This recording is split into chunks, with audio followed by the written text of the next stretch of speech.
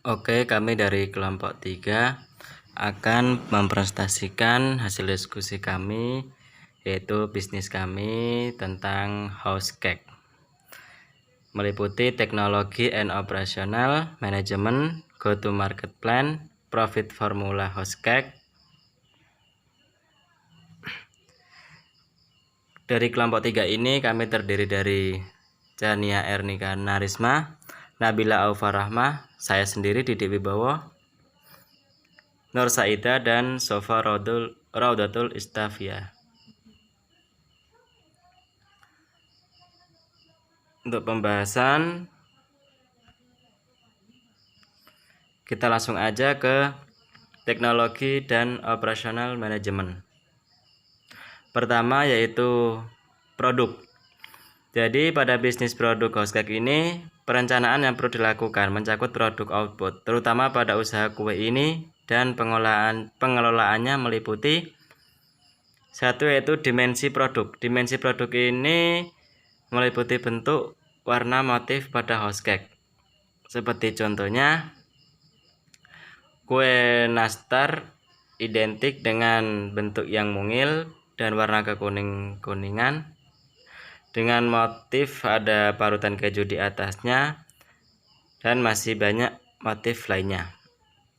Selanjutnya yaitu nilai manfaat produk. Nilai manfaat produk sendiri untuk yang pertama yaitu untuk pemenuhan kebutuhan utama konsumen. Ini termasuk manfaat inti, seperti contohnya yaitu house cake ini melayani pesanan dari para konsumen untuk acara keluarga, hajatan, dan masih banyak lain. Untuk yang kedua, memecahkan masalah kebutuhan utama, yaitu kebutuhan intinya manfaat dasar. Yang ketiga, manfaat yang diharapkan lebih dari sekedar pemenuhan kebutuhan dasar. Ini termasuk manfaat yang diharapkan atau expanded benefit. Contohnya seperti house cake ini akan siap sedia menerima pesanan dari para konsumen sesuai yang diharapkan oleh para konsumen, baik itu berapa banyak jumlah pesanan dan lain-lain. Yang keempat, manfaat yang dapat diberikan lebih dari yang diharapkan oleh konsumen. Ini manfaat di atas harapan. Seperti contoh, house cake ini menyediakan kue nastar yang cocok untuk acara keluarga. Selain itu juga kue tart yang cocok untuk yang merayakan ulang tahun, dan brownies identik dengan yang suka coklat. Yang kelima yaitu semua manfaat yang mungkin dapat diberikan lebih dari sekedar augmented benefit. Seperti contoh, kue nastar identik dengan acara keluarga bisa juga digunakan untuk acara kumpul sama teman-teman dan lain-lain. Selanjutnya, kegunaan dan fungsi produk. Pertama, produk konsumsi, convenience good, yaitu produk yang dibutuhkan sehari-hari, mudah didapat, misalnya tepung, gula, telur, dan lain-lain. Specialty good, yaitu produk shopping good yaitu produk yang dibedakan oleh konsumen berdasarkan kualitas, harga, tren, dan gaya, misalnya yaitu kue muffin, kue brownies lumer, dan lain-lain. Yang ketiga, specialty good, yaitu produk yang mempunyai karakteristik yang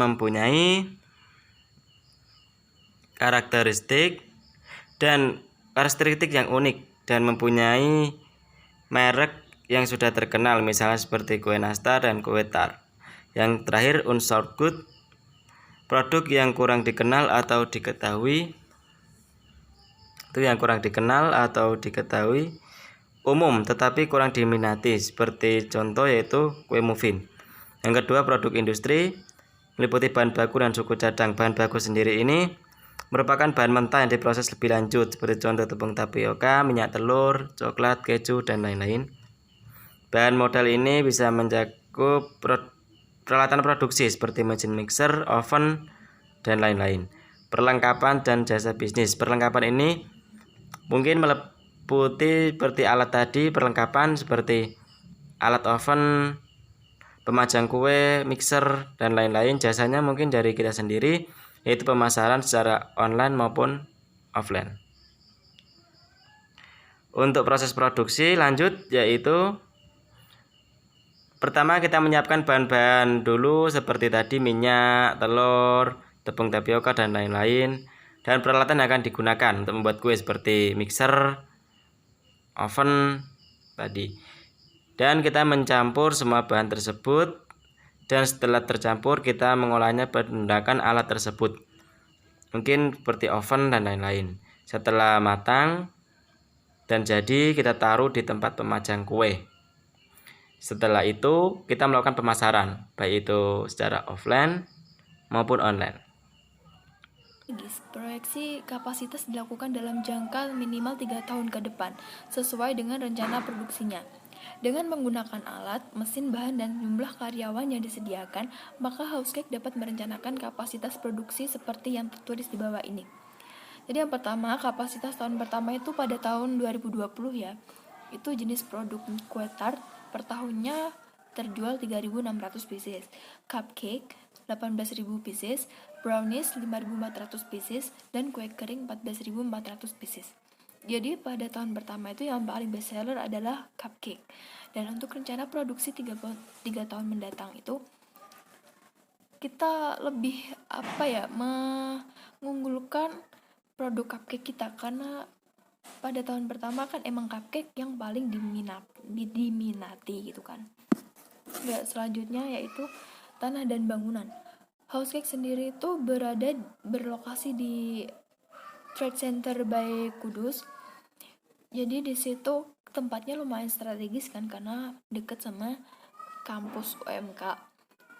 Terus Housecake itu didirikan di atas tanah seluas 400 meter persegi yang kita beli dengan harga 20 juta, di mana di atasnya dibangun sebuah bangunan seluas 200 meter persegi yang sudah termasuk bangunan toko dan tempat parkir. Nah, untuk pemasangan sarana penunjang itu kita ada 2 jenis pemasangan instalasi, yaitu yang pertama pemasangan instalasi listrik dan telepon, di mana jumlah biayanya kita anggar 1.300.000, dan pemasangan instalasi air 2.500.000, dan untuk lain-lainnya itu 1 juta. Dan total biaya pemasangan sarana penunjang kita tuh sebesar 4.800.000. Untuk mesin dan peralatan, perkembangan teknologi saat ini tuh emang sangat pesat ya, yang bisa membantu kita dalam memproduksi roti itu sendiri. Ini terdapat beberapa alat yang mampu membantu proses produksi menjadi lebih cepat. Misalnya yaitu mixer, bisa mencampur bahan adonan dengan secara otomatis dan bisa dalam jumlah besar. Nah, mesin dan alat juga harus dirinci sedetail mungkin proyeksinya, baik untuk sewa maupun beli, itu akan selalu berkaitan dengan kapasitas dan teknisi perusahaan. Jadi di sini saya merinci semua mesin dan peralatan yang digunakan dalam Housecake tersebut. Bisa dilihat di layar. Nah, untuk mesin dan alat Housecake itu kita menghabiskan dana sebesar Rp22.820.300. Selanjutnya yaitu bahan baku dan bahan pelengkap. Jadi bahan baku itu kan merupakan bagian utama dalam pembuatan roti ya kan. Nah, begitu pula dengan tepung terigu, merupakan peran utama dalam bahan baku. Jadi untuk Housecake sendiri itu kita menggunakan tepung terigu yang sesuai dengan roti yang akan kita produksi. Jadi misalnya kita dalam membuat cake itu kita menggunakan tepung terigu yang berprotein rendah, dan sementara untuk roti Housecake itu menggunakan tepung terigu yang berprotein tinggi, dan untuk brownies atau bolu kita menggunakan tepung terigu yang berprotein sedang. Nah, bahan baku juga merupakan bagian utama dalam perhitungan modal usaha. Adapun hal yang harus diperhatikan yaitu supplier, kuantitas, harga beli, persyaratan pembelian, ketersediaan dan persediaan. Nah, ini bahan baku dan bahan pelengkap yang dibutuhkan oleh host cake. Kurang lebih seperti itu.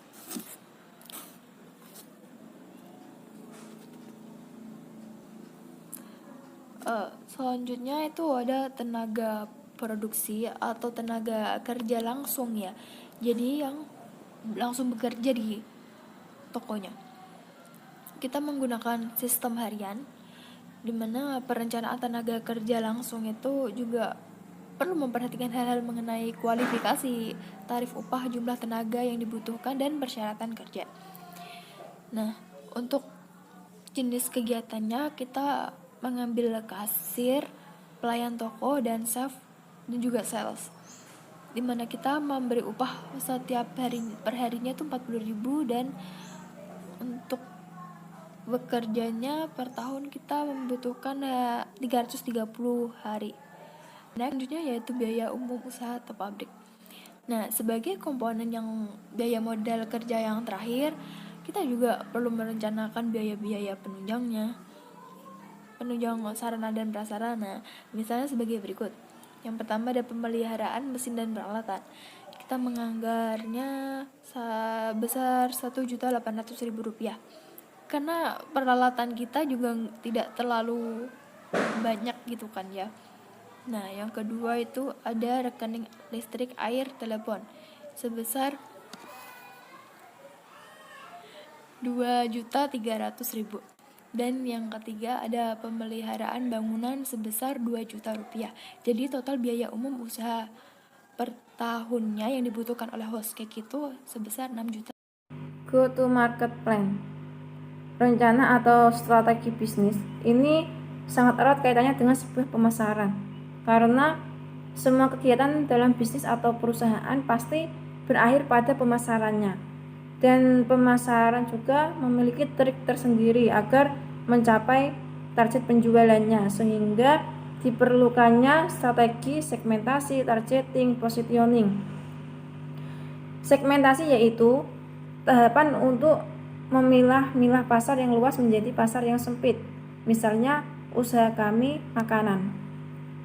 Makanan sendiri itu kan masih tergolong pasar yang luas, sehingga dipersempitkan lagi menjadi berbagai macam cake. Nah, selanjutnya menentukan dasar segmentasi pasar, yaitu faktor geografis seperti daerah sejuk, daerah panas, dan sebagainya. Nah, usaha kami ini berada di daerah sejuk, tempatnya di wilayah Panjang Trade Center baik Kudus yang padat penduduk. Faktor demografis seperti umur, jenis kelamin, agama, kesukuan, pendidikan, dan sebagainya. Berdasarkan faktor demografis, usaha kami host cake ini ditujukan untuk semua kalangan, khususnya remaja, pekerja kantoran, dan ibu-ibu rumah tangga. Faktor psikografis seperti kepribadian, sikap, manfaat produk yang diinginkan, dan sebagainya. Nah, masyarakat Kudus ini dengan berbagai perilaku, kelas sosial, gaya hidup, serta kepribadian dapat menikmati cake karena cake adalah makanan siap santap untuk mengganjal perut ketika lapar, sehingga dapat dinikmati oleh berbagai kalangan. Selanjutnya, targeting. Ini merupakan sebuah sasaran siapa yang dituju. Dalam menentukan targeting ini, maka dilakukan beberapa survei untuk dapat mengetahui keadaan pasar nantinya, agar ketika kita dalam melakukan proses pemasaran tidak salah sasaran. Jadi target dari pemasaran host cake kami ini adalah untuk semua kalangan, menyediakan tempat bersantai di toko kami. Ini agar para pelanggan lebih nyaman, karena kenyamanan itu sangat penting.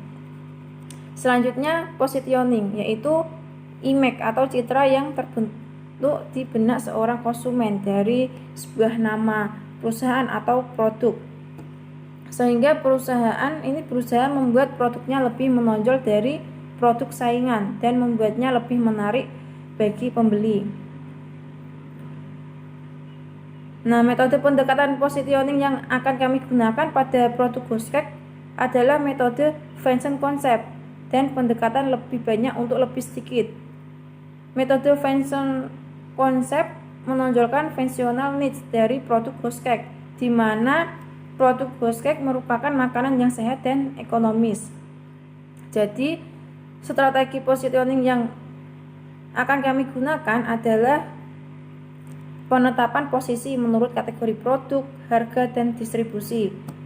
Menampilkan produk Ghostcake dengan kemasan praktis, siap makan, dan higienis dengan harga yang sangat terjangkau, serta memberikan kemudahan bagi konsumen mendapatkan produk Ghostcake dengan efisien waktu dan pelayanan yang baik.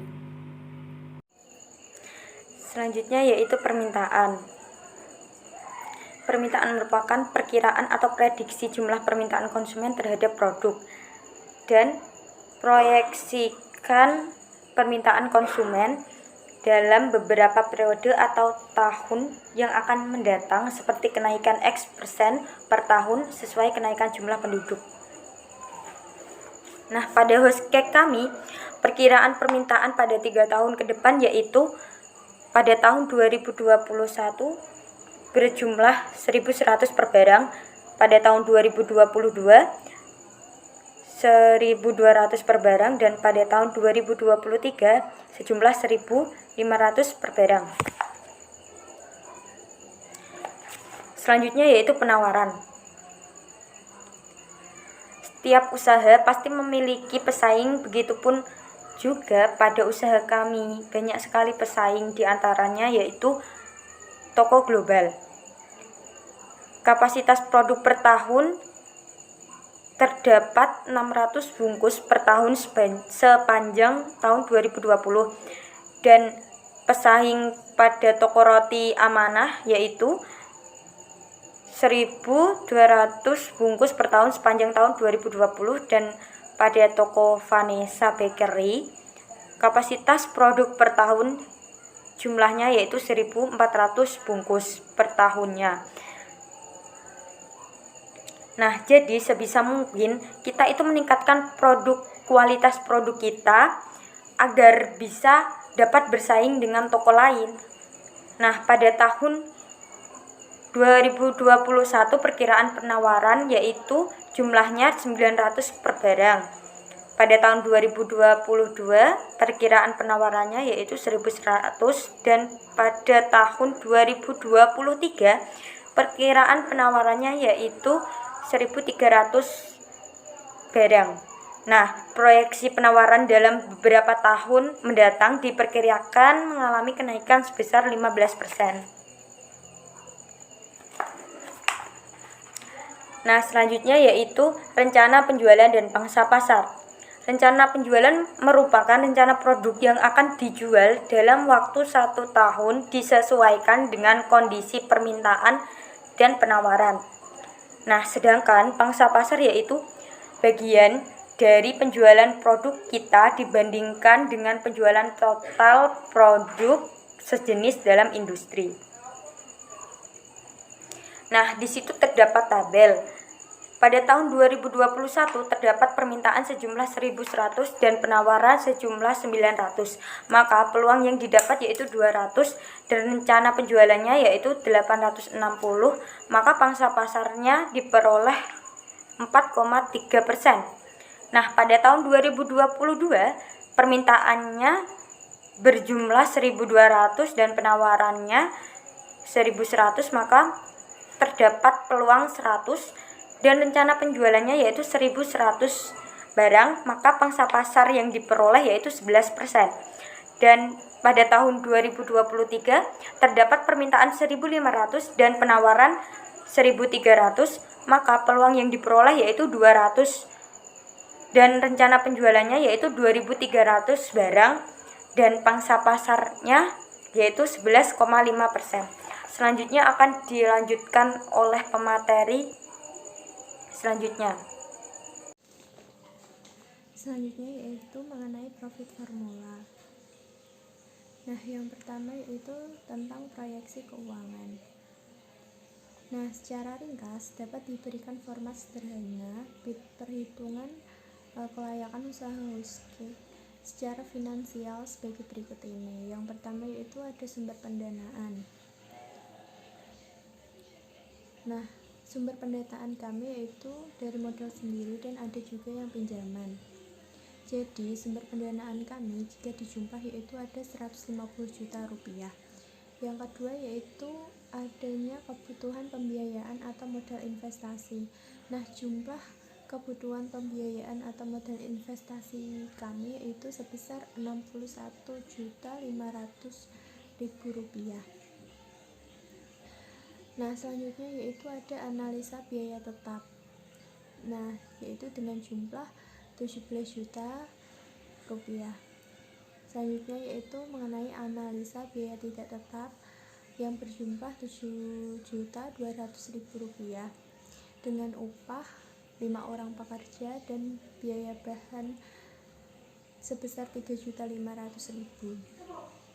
Yang keenam yaitu adanya proyeksi aliran kas usaha. Nah, di sini yaitu usaha kami yang baru berjalan 1 tahun, jadi kita menghitungnya dengan hanya tahun pertama yaitu pada tahun 2020 dengan sumber dana inflow 150 juta dan penggunaan dana outflow 120 juta dengan arus kas bersih 30 juta dan keadaan awal kas 20 juta rupiah dan keadaan kas akhir sebesar 50 juta rupiah. Selanjutnya yaitu mengenai analisa kelayakan usaha.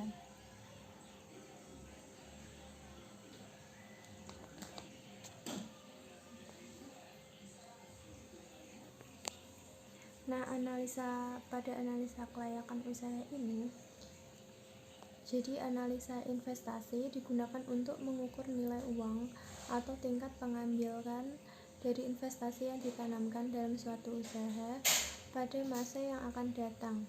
Nah, hal ini sangat penting dilakukan sebelum implementasi investasi yang sering mempertaruhkan dana yang sangat besar.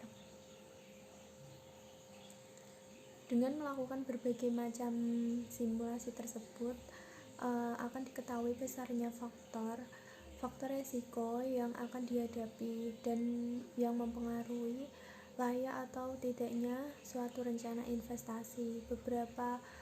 Sebenarnya ada 2 metode analisa yang dapat dipergunakan, yaitu yang pertama ada metode non-discounted cash flow, yang kedua ada metode discounted cash flow. Nah, di sini kami menggunakan metode non-discounted cash flow soalnya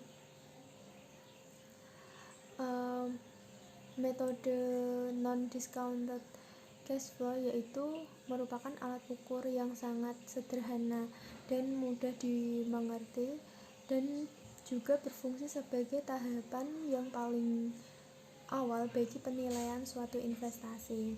Nah, model ini umum digunakan untuk pemilihan alternatif usaha yang mempunyai risiko tinggi. Tapi ada juga kelemahannya, yaitu yang pertama tidak dapat menganalisa penghasilan usaha setelah modal kembali dan tidak mempertimbangkan nilai waktu uang. Jadi di sini kami menghitung dengan rumus payback period yang total investasi dibagi net income plus depreciation dikali 1 tahun, jadi 150 juta rupiah dibagi dengan 40 juta rupiah 40.500.000 ditambah 15 juta dikali 1 tahun yang hasilnya 2,6 kali 1 tahun. Yang kedua yaitu adanya analisa keuntungan. Nah, analisa keuntungan ini yang pertama yaitu BEP atau break even point. Nah, analisa BEP atau titik impas atau titik pulang pokok adalah suatu metode yang mempelajari hubungan antara biaya keuntungan dan volume penjualan produksi. Nah, berikut adalah perhitungan BEP-nya. Dengan rumus BEP sama dengan biaya tetap dibagi hasil penjualan dikurangi biaya variabel dikali 100%. Jadi hasilnya 2%. Nah, selanjutnya yaitu ada kontribusi margin. Adalah selisih antara hasil penjualan dengan biaya variabel. Nah, tujuan utama dari pengukuran kontribusi margin ini yaitu analisa penentuan keuntungan maksimum atau kerugian minimum. Yang pertama yaitu yang perlu diketahui adalah rasio kontribusi margin. Jadi kita hitung dulu rasio kontribusi marginnya. Nah, rasio ini yaitu rasio antara biaya variabel dengan hasil penjualan. Nah, biar jelasnya dapat dilihat perhitungannya. Dengan 1 dikurangi biaya variabel dibagi hasil penjualan, yaitu dapat dihasilkan bahwa 1 dengan biaya variabel 7.200.000 dibagi 15 juta hasil penjualannya jadinya hasilnya yaitu 0,52. Nah, dengan demikian rumusan untuk menetapkan penjualan minimal dari keuntungan yang telah ditetapkan yaitu dengan rumus minimal penjualan biaya tetap ditambah laba dibagi 1 dikurangi biaya variabel dibagi hasil penjualan, yaitu hasilnya adalah Rp42.307.692.